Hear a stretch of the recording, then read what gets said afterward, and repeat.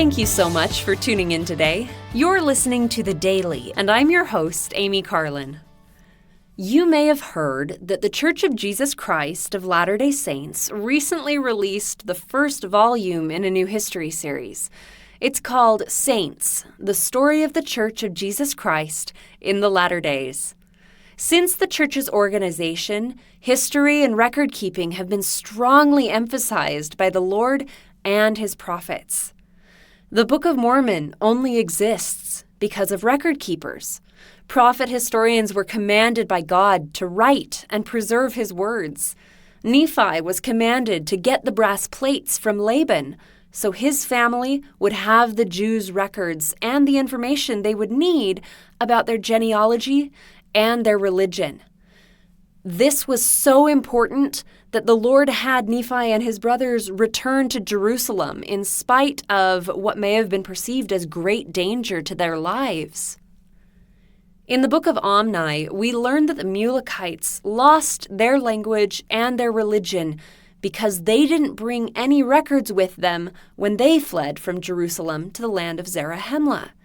They had to be taught the language of the Nephites when the people of Mosiah found them. And the scriptures say they rejoiced because the Nephites had the record of the Jews on the plates of brass. I started reading Saints a few days ago, and it is really well done. They've made the language accessible to all ages, and all of the dialogue is based on historical sources. When I was in middle school, I read a long series of historical fiction about the restoration of the church. But the Saints series is much more accurate, and it isn't about fictional characters. It hasn't been dramatized in the way that historical fiction is. Saints is being published in 14 languages, and there will be 4 volumes in the series. I'm so excited to keep reading and learning about church history. The first volume in the series covers the history of the church from Joseph Smith's childhood to 1846.